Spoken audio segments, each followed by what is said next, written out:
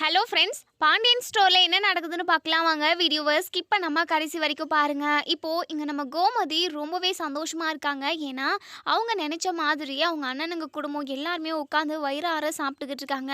அண்ணா இன்னும் கொஞ்சம் வைக்கிறேண்ணே, சாப்பிடுங்கண்ணே அப்படின்னு சொல்லிட்டு இன்னும் போதும் போதுன்ற அளவுக்கு நம்ம கோமதி சாப்பாடு பரிமாறி விட்டுக்கிட்டு இருக்கவும், இங்கே நம்ம அப்பதான் சொல்கிறாங்க, கோமதி ரொம்ப சுவையாக ருசியாக சமைச்சிருக்க, உண்மையாகவே உன் கைப்பக்குவம் என்னுடைய சமையலை விட ரொம்ப சூப்பராக இருக்குது அப்படின்னு சொல்லிட்டு, சக்தி முத்து எப்படிரா இருக்கு உன் தங்கச்சியோட சமையல் அப்படின்னு சொல்லிட்டு உடனே முத்துவுமே சாதாரணமாக சிம்பிளாக அப்படின்ற மாதிரி சொல்கிறாங்க. சக்தியில் இருந்துட்டு ஆத்தா அந்த அளவுக்கெல்லாம் ருசியாகவும் சுவையாகவுமெல்லாம் கிடையவே கிடையாது, உன்னுடைய சமையலுக்கு யாருமே நிகர் இருக்கவே மாட்டாங்க ஆத்தா அப்படின்னு சொல்லிட்டு, டே சக்தி அப்படின்னு சொல்லிட்டு இப்போது ஜாலியாக எல்லாருமே பேசிக்கிட்டு இருக்காங்க.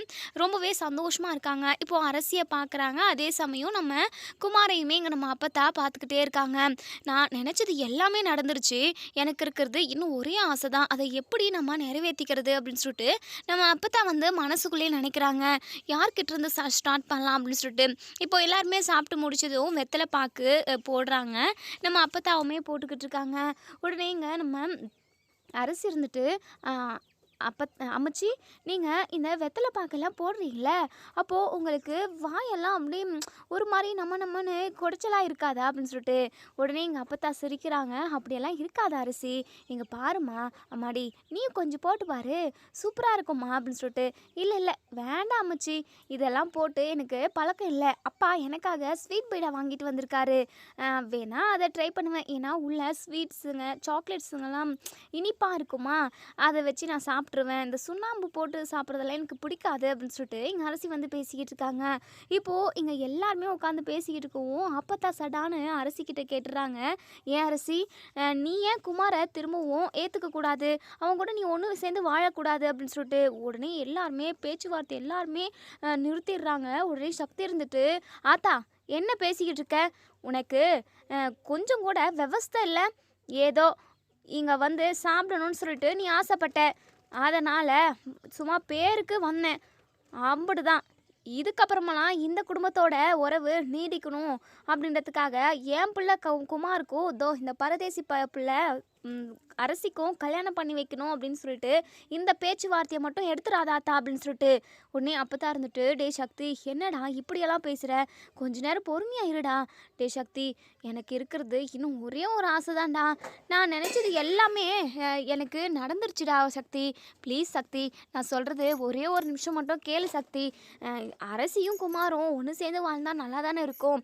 அது மட்டும் இல்லாமல் குமாருமே இப்போது தனி மரமாக தானே இருக்கான், அவன் கல்யாணம் பண்ணிக்கிறேன்னு சொல்லிட்டு முன் வரவும் மாட்டேங்கிறான், நம்ம எத்தனையோ இடத்துல பொண்ணு பார்த்தோம், ஆனால் குமாருக்கு செட் ஆகிறது மாதிரி எங்கேயுமே கிடைக்கவே இல்லையே அப்படின்னு சொல்லிட்டு உடனே இங்கே நம்ம செந்தில் இருந்துட்டு, இங்கே பாருங்க அம்மச்சி, குமாருக்கு செட் ஆகலை அப்படின்னா ஏன் செட் ஆகலை, அவன் நல்லவனாக இருக்கணும், பொறுக்கித்தனம் பண்ணிக்கிட்டு ரவுடிங்க மாதிரி தெரிஞ்சுக்கிட்டு இருந்தான், இவனுக்கெல்லாம் யார் பொண்ணு கொடுப்பா அப்படின்னு சொல்லிட்டு இங்கே செந்தில் சொல்லவும் உடனே இங்கே சக்திகள் இருந்துட்டு, ஆத்தா இங்கே நடக்கிறதே எனக்கு ஒன்றுமே பிடிக்கல, இங்கே ஃபஸ்ட்டு வந்திருக்கவே கூடாது, பாத்தியா நான் என் பிள்ளைய பொறுக்கின்னு சொல்கிறான் அப்படின்னு சொல்லிட்டு உடனே செந்தில் இருந்துட்டு, பின் என்ன சொல்கிறது, உன் பையன் பொண்ணுங்களை கடத்துறதும் பொண்ணுங்களை லவ் பண்ணி ஏமாத்துறதும்னு சொல்லிட்டு இப்படி தரங்கெட்ட கேவலமான வேலையை தானே பார்த்துக்கிட்டு இருக்கான் அப்படின்னு சொல்லிட்டு இங்கே ரெண்டு பேருமே ஒருத்தர் மாற்றி ஒருத்தர் பேசிக்கிட்டு இருக்கவும் அப்படியே கை கலப்பாயிடுது.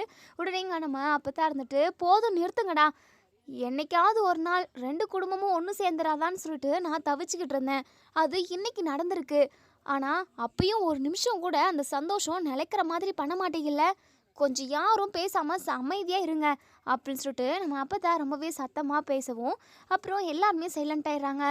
உடனேங்க சக்திவேல் இருந்துட்டு, அத்தா இனிமேல் ஒரு நிமிஷம் கூட என்னால் இங்கே இருக்க முடியாது அப்படின்னு சொல்லிட்டு உடனே இங்கே நம்ம அப்போ தான் சொல்கிறாங்க, இங்கே பார் சக்தி, எல்லா விஷயத்தையுமே அதாவது என்னுடைய எல்லா ஆசையுமே நிறைவேற்றிட்டீங்க, இன்னும் ஒரே ஒரு ஆசை தான், அதை மட்டும் நிறைவேற்றுற சக்தி, உன் அப்பா கிட்ட நான் போய் சேர்ந்துருவேன் அப்படின்னு சொல்லிட்டு, அட போதும் நிறுத்த ஆத்தா, எப்போ பார்த்தாலும் அப்பாவை வச்சே, அப்பா கனவுல வந்தார், இங்கே வந்தார், அங்கே வந்தார், பீச்சுக்கு வந்தார், மீட் பண்ணோம், அப்போ இதை பேசினாரு அதை பேசினாருன்னு சொல்லிட்டு பிறந்தநாள் விழாவுக்கு ஏன் ஒட்டுமொத்த குடும்பமே ஒன்று சேர்ந்து என் பிறந்தநாள் விழாவை கொண்டாடினா தான் நான் கோவிலுக்கே வருவேன்னு சொல்லி அடம்பிடிச்சேன், சரி அன்னைக்கும் அப்படியாச்சு, ஃபோட்டோ எடுக்கணும்னு சொன்னேன், என்னென்னமோ பண்ணணும்னு சொன்னேன், எல்லாம் முடிஞ்சிச்சு, இப்போது லாஸ்ட்டாக என் பிள்ளை வீட்டுக்கு சாப்பிட்றதுக்காக நம்ம குடும்பமாக போயே ஆகணும்னு சொன்னேன். சரி இங்கேயும் வந்தாச்சு.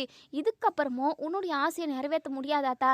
நீ எந்த மாதிரியான ஆசையை உன் மனசுக்குள்ளே வச்சிருப்பேன்னு எனக்கு நல்லாவே தெரியும் அத்தா. இந்த 2 குடும்பமும் எப்போவுமே ஒன்று சேர்ந்து இருக்கணும் அப்படின்னு சொல்லிட்டு தான் நீ மனசில் நினச்சிக்கிட்டு இருக்க. அது மட்டும் நடக்கவே நடக்காது அத்தா. இந்த தரங்கட்ட குடும்பத்துலலாம் கண்டிப்பாக நம்மளோட உறவு நீடிக்கவே நீடிக்காது. நான் நீடிக்கவும் விட மாட்டேன் அப்படின்னு சொல்லிட்டு எங்க சக்திவேல் பயங்கர கோவமா கத்தவும், உடனேங்க நம்ம பாண்டியன் வந்து பேச போறாங்க. உடனே கோமதி இருந்துட்டு, "ஏங்க எனக்காக தயவு செஞ்சு என்னங்க இங்கேருந்து போகிற வரைக்கும் நீங்கள் எதுவுமே பேசாதீங்க ப்ளீஸுங்க" அப்படின்னு சொல்லிட்டு பாண்டியனை இங்கே நம்ம கோமதி சமாதானம் செஞ்சு வச்சுருக்காங்க. உடனே அப்பத்தா இருந்துட்டு, "டே சக்தி இல்லைடா, நீ மட்டும் இந்த ஆசையை எனக்கு நிறைவேற்றாமல் விட்ட அப்படின்னா கண்டிப்பாக இந்த நிமிஷமே இப்போவே என் உயிர் போயிடும். நீங்கள் எனக்கு சாங்கியம் பண்ணி கொண்டு போய் சுடுகாட்டில் புதைக்கிறது மட்டும் தானா மிச்சம்" அப்படிங்கிற மாதிரி என்னென்னமோ பேசுகிறாங்க. இதை கேட்ட நம்ம முத்துக்கு ரொம்பவே பதட்டமாக போயிடுது. "ஏன் அத்தா, ஏன் இப்படி பேசிக்கிட்டு இருக்க? இப்படியெல்லாம் பேசக்கூடாதுன்னு நான் உங்ககிட்ட எத்தனை டைம் சொல்லியிருக்கேன்" அப்படின்னு சொல்லிட்டு. "இல்லை முத்து, கடைசியாக ஒரு ஆசையாக இதை நிறைவேற்றி கொடுங்கன்னு சொல்லி கேட்குறேன்." சக்தி டாம் டூம்னு வானத்துக்கும் பூமிக்குமா எகிரி எகிரி குதிச்சுக்கிட்டு இருக்கா. "கொஞ்சம் இவனை அமைதியாக இருக்க சொல்லு சக்தி. இன்னும் கொஞ்ச நாளில் 1 மாதமோ 2 மாதமோ 1 வருஷமோ 2 வருஷமோ தான் நான் இந்த உயிரை வச்சுக்கிட்டு இந்த உலகத்தில் நடமாட முடியும். அதுக்கப்புறம் நான் செத்து போயிடணும், இல்லை என்ன ஆகிறனோ, ஏன்னா வயசும் ஆகிக்கிட்டே போகுது இல்லை முத்து" அப்படின்னு சொல்லிட்டு. "அம்மா ஏம்மா இப்படி நெகட்டிவாக பேசிக்கிட்டு இருக்க? அப்படிலாம் பேசாதாத்தா" அப்படின்னு சொல்லிட்டு இங்கே நம்ம முத்துவேல் வந்து சொல்கிறாங்க. "சரியாத்தா, நீ சொல்லாத்தா, உன்னுடைய ஆசை கனவு என்ன வேணாலும் சொல்லு, நான் இப்போவே நிறைவேற்றிக்கிறேன்" அப்படின்னு சொல்லிட்டு முத்து அப்படி சொல்கிறா என் தங்க பிள்ளை அப்படின்னு சொல்லிட்டு நட்டக்கம்மாலாம் உடைக்கிறாங்க. அதாவது டிஸ்டி சுற்றி போடுறாங்க. "சொல்லாத்தா என்ன விஷயம்" அப்படின்னு சொல்லிட்டு இப்படி பேசிக்கிட்டு இருக்க நேரத்துலேயே இங்கே நம்ம சக்திவேல் வந்து, "போதும் ஆத்தா, நீ எதுவுமே பேசவே பேசாத, நான் இங்கேருந்து கிளம்பிடுறேன். எதுவாக இருந்தாலும் அண்ணங்கிட்டே நீ சொல்லி உன்னுடைய ஆசையை நிறைவேற்றிக்கோ. அதெல்லாம் பார்த்துக்கிட்டு என்னால் இங்கே இருக்கவே முடியாது" அப்படின்னு சொல்லிட்டு விறுவிறுப்பாக நடந்து போகவும் கீழே தண்ணி அதாவது ஊற்றிருக்கு. எப்படி ஊற்றுச்சு, யார் ஊற்றுனாங்க, ஏதோ சிந்திருக்கு போல். அதில் காலை வச்சு நம்ம சக்திவேல் விழ பார்க்கவும் உடனே நம்ம கோமதி ஓடி வந்து பிடிச்சிடுறாங்க. இங்கே சக்திவேலை பிடிக்க இங்கே நம்ம கோமதியுமே நழுவி கீழே விழுந்துடுறாங்க. சக்திவேலுக்கு எதுவும் ஆகலை. நம்ம கோமதிக்கு கீழே விழுந்து தலையில் அப்படி பலமாக அடி விழுந்துருது. "அம்மா" அப்படின்னு சொல்லிட்டு ரொம்பவே சத்தமாக கத்தவும் வீட்டில் உள்ள ஒட்டுமொத்த பேருமே ரொம்பவே பதட்டப்படுறாங்க. அரசி ரொம்பவே தவிச்சு போயிடுறாங்க. "அம்மா என்னம்மா ஆச்சு? அம்மா எந்திரிம்மா, அண்ணே தண்ணி கொண்டு வாண்ணே" அப்படின்னு சொல்லிட்டு உடனே தண்ணி கொண்டு வந்து நம்ம கோமதி முகத்தில் தெளிக்கிறாங்க. அப்போ தான் நம்ம கோமதி எந்திரிச்சு உட்காடுறாங்க. தண்ணியுமே ஊட்டி விடுறாங்க. உடனே இங்கே நம்ம சக்திவேல் இருந்துட்டு, "ஐயோ, என்ன பிடிக்க போய் நீ கீழே விழுந்து உனக்கு இப்படி ஆகிப்போச்சு" அப்படின்னு சொல்லிட்டு சக்திவேலுமே ஒரு நிமிஷம் மனசு இறங்கிடுறாங்க. இப்போது இங்கே முத்துவேல் இருந்துட்டு, "இங்கே பாரு கோமதி, என் தம்பியோட உயிரவே காப்பாற்றி கொடுத்துருக்க. அவன் மட்டும் கீழே விழுந்து தலையில் அடிபட்டிருந்தா அப்படின்னா ஏதாவது ஆகிடுந்தா என்ன பண்ணியிருப்பேனா? என் தம்பி உசுரை காப்பாற்றினதுக்கு ரொம்ப நன்றி" அப்படின்ற மாதிரி சொல்லவும் உடனே கோமதி இருந்துட்டு, என்ன உங்ககிட்ட இருந்து பிரிக்கணும்னு நினைக்கிறீங்களா? நன்றியெல்லாம் எதுக்குண்ணே? அண்ணன் கீழே விழ பார்த்துச்சு, நான் தான் ஓடி வந்து எப்படியோ பிடிச்சிட்டேன். அண்ணனுக்கு எதுவும் ஆகலைல்ல அப்படின்னு சொல்லிட்டு. "அவனுக்கு எதுவும் ஆகலை, உனக்கு தான் கீழே விழுந்து தலையில் கொஞ்சம் நிறையவே வலி அதிகமாக இருக்கிற மாதிரி சத்தமாக தமான்னு விழுந்தது" அப்படின்னு சொல்லிட்டு எங்கள் முத்து சொல்லவும், "அண்ணா எனக்கு எதுவும் இல்லைண்ணே, நீங்கள் எனக்கு ஏதோ ஆயிடுச்சு அப்படின்னு சொல்லிட்டு இப்படி பதட்டமாக ஆதங்கமாக வந்து கேட்குறதே எனக்கு ரொம்ப சந்தோஷமாக இருக்குண்ணே" அப்படின்னு சொல்லிட்டு இப்போ பேசிக்கிட்டு இருக்காங்க. இப்போது இங்கே நம்ம இது பாண்டியன் எடுத்துட்டு கோமதி இப்போ ஓகே தானே அப்படின்னு சொல்லிட்டு, "நல்லா தாங்க இருக்கேன்" அப்படின்னு சொல்லிட்டு இப்போ நம்ம கோமதியை சோஃபா மேலே கொண்டு போயிட்டு அதாவது கூட்டிகிட்டு போயிட்டு உட்கார வைக்கிறாங்க. இப்போது இங்கே நம்ம அப்பத்தா இருந்துட்டு, "கோமதி, நான் கொஞ்ச நேரத்தில் ரொம்ப பதறி போயிட்டேன் கோமதி. அம்மா எனக்கு எதுவும் இல்லைம்மா" அப்படின்னு சொல்லிட்டு இப்போது நம்ம முத்துவேல்கிட்ட நம்ம அப்பத்தா வந்து சொல்கிறாங்க. "முத்து, இங்கே பாருடா முத்து, நம்ம எத்தனையோ இடத்துல குமாருக்கு பொண்ணு பார்த்தோம். ஆனால் பொண்ணே எதுவும் செட்டே ஆகலை. அவனுக்கு பிடிக்கல, அவனுக்கு பிடிச்சா அந்த பொண்ணுக்கு பிடிக்கல. இப்படி ஏதாவது ஒரு குறை இருந்துக்கிட்டே தான் இருக்குது. அரசி குமாருக்கு ஏற்ற ஜோடி. அவங்க 2 பேரும் ஒன்று சேர்ந்து வாழ்ந்தாங்க அப்படின்னா ரொம்ப நல்லாயிருக்கும்" அப்படின்னு சொல்லவும் இதை கேட்டதுமே எங்கள் பாண்டியனுக்கு பயங்கர டென்ஷனாக இருக்குது. என்ன திரும்பவும் இந்த குமாருக்கு அரசி எப்படி கல்யாணம் பண்ணி வைக்கிறது, இவன் ஒழுங்காக பார்த்துப்பானா அப்படிங்கிற ஒரு யோசனை நம்ம பாண்டியனுக்கு வந்துடுது. கோமதி தகச்சு போய் நிற்கிறாங்க. என்ன பேசுகிறதுன்னு அவங்களுக்குமே தெரியல. உடனே இங்க முத்துவேலுமே சைலண்ட்டா இருக்காங்க. சக்திக்கு பயங்கர கடுப்பாகுது. என்னதான் தங்கச்சி குடும்பமா இருந்தாலுமே, அ அவங்களுக்கு அதாவது அவங்க கூட உறவு இருக்கக்கூடாது அப்படிங்கிறது தான் இப்பவுமே இந்த சக்திவேல் வந்து யோசிக்கிறாங்க. இப்போ இங்க நம்ம அப்பத்தா இருந்துட்டு பாண்டியன்கிட்டயும், கோமதிகிட்டயும் வந்து நின்டு, "இங்க பாரு கோமதி, நீ என்ன சொல்ற மாப்பிள? நீங்க என்ன சொல்றீங்க மாப்பிள?" அப்படின்னு சொல்லிட்டு இங்க நம்ம அப்பத்தா வந்து கேட்கவும், உடனே நம்ம கோமதி எதுவுமே பேசாம சைலண்ட்டா நிக்கிறாங்க. இங்க பாண்டியனுக்குமே என்ன சொல்றதுன்னே தெரியல. இப்போ இங்க நம்ம முத்துவேல் வந்து "அத்தா எதுக்காக அத்தா இதெல்லாம்?" அப்படின்னு சொல்லவும், "டேய் முத்து இருடா, இந்த குடும்பம் 2ம் நீடிச்சு அதாவது உறவு கொண்டாடணும்ல. இனிமே நீங்க 2 குடும்பமும் ஒண்ணா இருக்கணும்டா. அதுதான் என்னுடைய கடைசி ஆசை." அப்படின்னு சொல்லிட்டு, அது மட்டும் இல்லாம அரசியும், குமாரும் தான் ஒண்ணு சேர்ந்து வாழணும். அதனால தான் என்னுடைய ஆத்மா சாந்தி அடையும்டா அப்படின்னு சொல்லிட்டு, "என்ன ஆத்தா இறந்ததுக்கு அப்புறம் என்ன பண்ணுவாங்களோ அதையவே சொல்லிக்கிட்டு இருக்க, சாந்தி அது இதுன்னு. அப்படியெல்லாம் பேசாத ஆத்தா." அப்படின்னு சொல்லிட்டு உடனே சுகன்யா இருந்துட்டு இதான் சாக்குன்னு சொல்லிட்டு அரசியோட வாழ்க்கையை எப்படியாவது கெடுத்து விடணும். இந்த வீட்டில் இருந்த வரைக்குமே நம்மளை எப்படியெல்லாம் வேலை வாங்கினாங்க, நம்ம வீட்டுக்காரரை அடிமை வேலைலாம் பார்க்க வச்சாங்க. அது மட்டும் இல்லாமல் 30 வருஷமாக இந்த வீட்டுக்கும் கடைக்குமா ஓடிக்கிட்டு அலைஞ்சிக்கிட்டு ரொம்பவே கஷ்டப்பட்ட மனுஷனுக்கு ஒத்த ரூபா கூட இவங்க தரவே இல்லை. இதுக்கெல்லாம் ஒட்டுமொத்தமாக சேர்த்து இவங்களுக்கு ஒரு பெரிய இடியாக இறக்கணும்.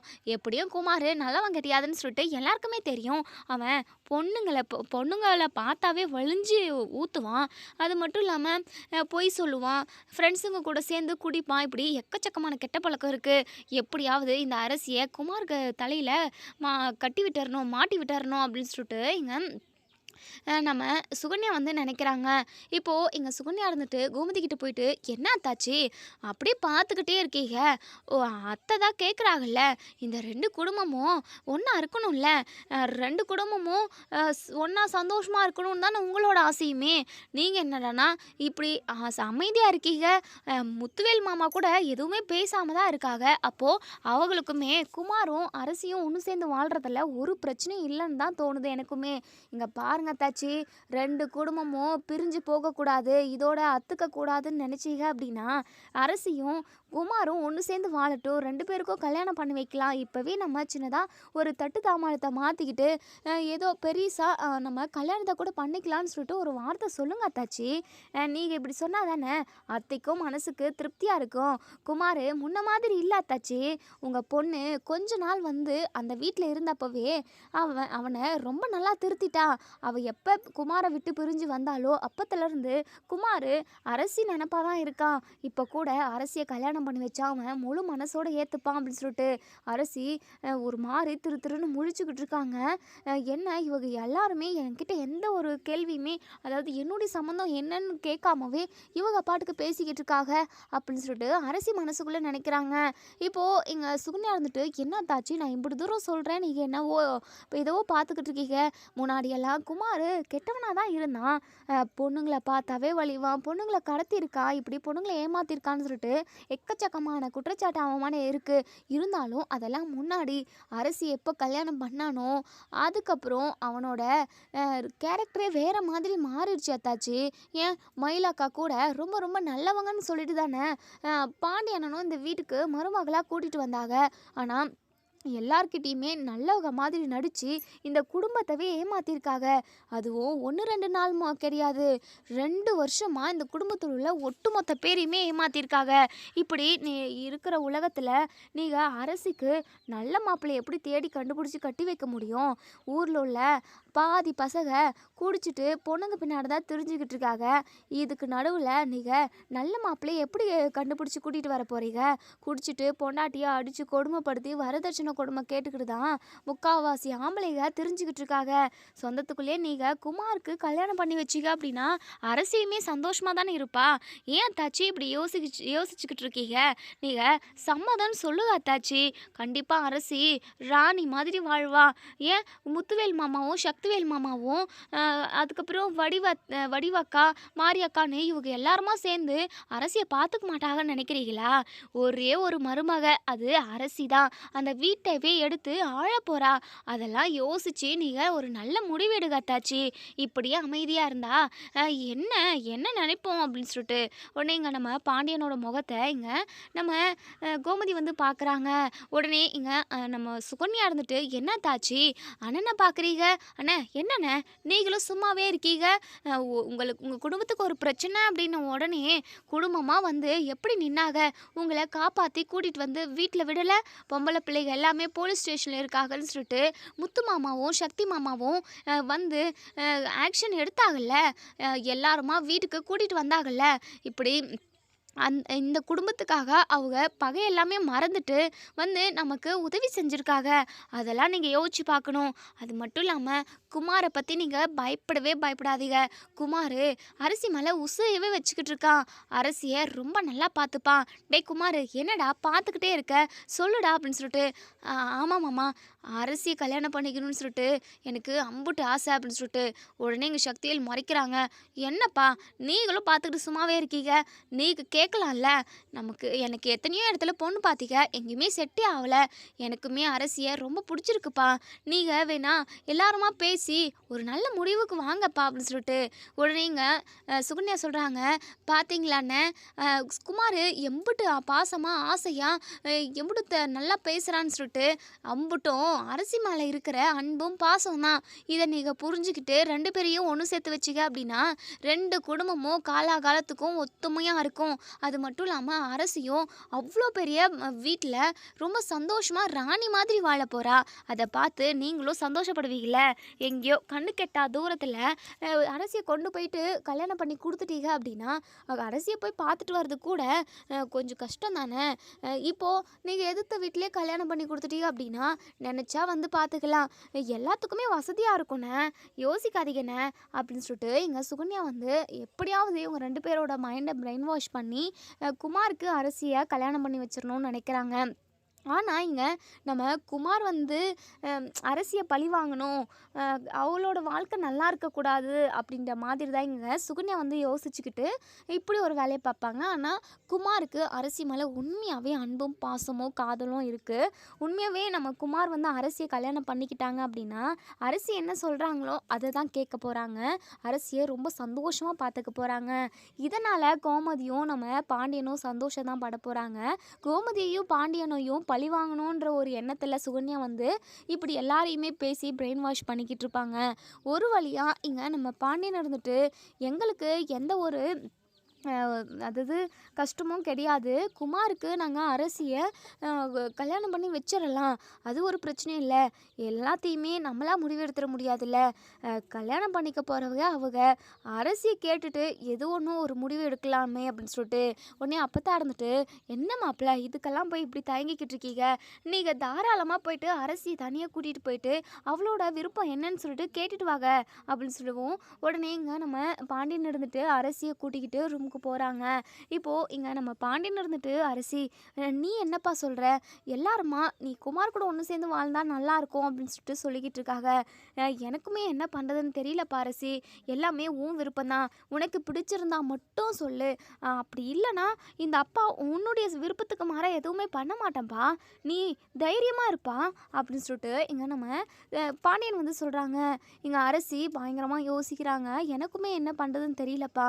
2 குடும்பமே ஒன்று சேர்ந்து சந்தோஷமாக இருக்கணும். அது மட்டும் இல்லாமல் 30 வருஷமாக அம்மாச்சியும் அம்மாவும் பேசாமே இருந்தாங்க. அவங்க 2 பேரும் ஒன்று சேரணும், 2 குடும்பமும் ஒன்று சேர்ந்து சந்தோஷமாக இருக்கணுன்ற ஒரே காரணத்துக்காக தான் நான் குமாரை லவ் பண்ணவே ஆரம்பித்தேன். அதுக்கப்புறம் அப்படியே போய்கிட்டு இருந்தது. ஆனால் அந்த குமார் என்னை ஏமாற்றணும், நம்ம குடும்பத்தை பழி வாங்கணுன்றதுக்காக என்னை காதலிச்சிருக்கான். அது எனக்கு தெரியாமல் போச்சு. அதனால நான் எவ்வளவோ வழியாக அனுபவிச்சேன்ப்பா. இருக்கட்டும்ப்பா, அதெல்லாம் பெரிய பிரச்சனை கிடையாது. உங்களுக்கு ஓகேனா எனக்கும் ஓகே தான்ப்பா. என்னுடைய விருப்பம்னு தனிப்பட்ட முறையில் எதுவுமே இல்லைப்பா அப்படின்னு சொல்கிறாங்க. இப்போது எங்கள் பாண்டியனுமே வெளிய வராங்க. இப்போ எங்க பாண்டியன் வந்து சக்திவேலுகிட்டயும், முத்துவேலுகிட்டயும் உங்கள நம்பி தான் என் பொண்ண நான் வந்து உங்க பையனுக்கு கல்யாணம் பண்ணி குடுக்கலான்னு முடிவு எடுத்திருக்கேன். அரசியுமே சம்மதம் சொல்லிட்டா. அவ சம்மதம் சொல்லல. நம்மளோட விருப்பம் என்னவோ அதுதான் எனக்கும் அப்படின்ற மாரி சொல்லியிருக்கா. எனக்கு என்னமோ குமார் திருந்திட்டதா தான் நான் நெனைக்கிறேன். 2 பேரும் ஒண்ணு சேர்ந்து சந்தோஷமா வாழணும்னு நான் ஆசைப்படுறேன். கண்டிப்பா இது நடக்குமா? என் பொண்ண நீங்க சந்தோஷமா பார்த்துப்பீங்களா? அந்த குமாரு என் பொண்ண நல்லா பார்த்துக்குவானா அப்படிங்கிற மாதிரி கேட்கவும், அப்பத்தா இருந்துட்டு, "மாப்பிள நீங்க கவலையே படாதீங்க. கண்டிப்பா உங்க பொண்ணு அரசி ராணி மாதிரி, ஏன் அரசி மாதிரி தான் அங்க வாழ்வா" அப்படின்னு சொல்லிட்டு அப்பத்தா சொல்றாங்க.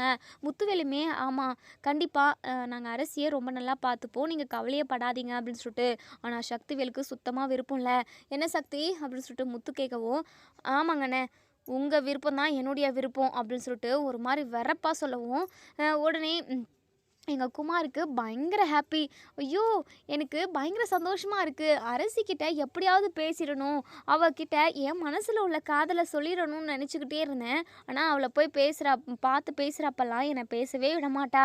இப்ப எப்படியோ கடவுளா பார்த்து எனக்கு ஒரு நல்ல வாழ்க்கைய அமைச்சு குடுக்கணும்னு நெனச்சிருக்கு. இந்த வாழ்க்கைய நான் தக்க வச்சுப்பேன். அரசிய ரொம்ப நல்லா பார்த்துப்பேன். உடனே கோமதிகிட்டயும், பாண்டியன்கிட்டயும் குமார் வந்து, "அத்தை, மாமா நீங்க கவலைப்படாதீங்க மாமா.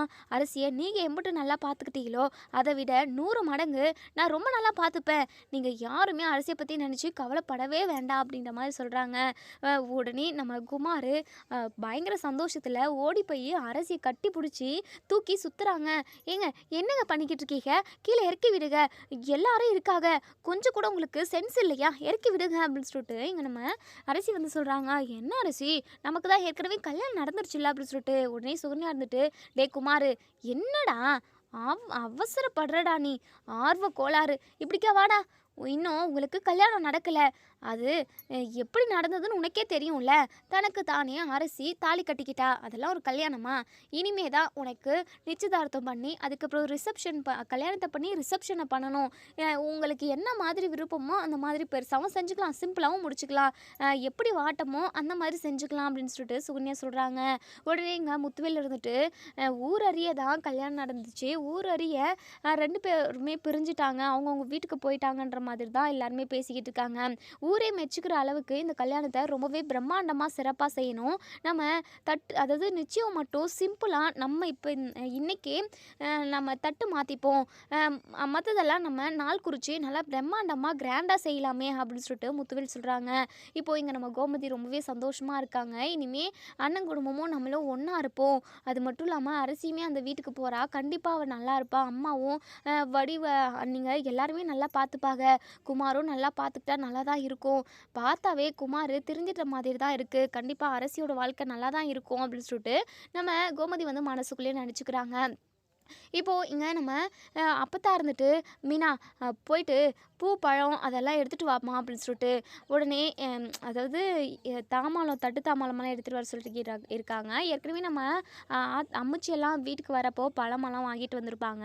அதவே தட்டில் வச்சு 2 பேருமா, அதாவது நம்ம பாண்டியன், கோமதி, இன்னொரு சைடு சக்திவேலு, முத்துவேலு, நம்ம அப்பத்தா, இவங்க அதாவது தட்டு மாற்றுறாங்க.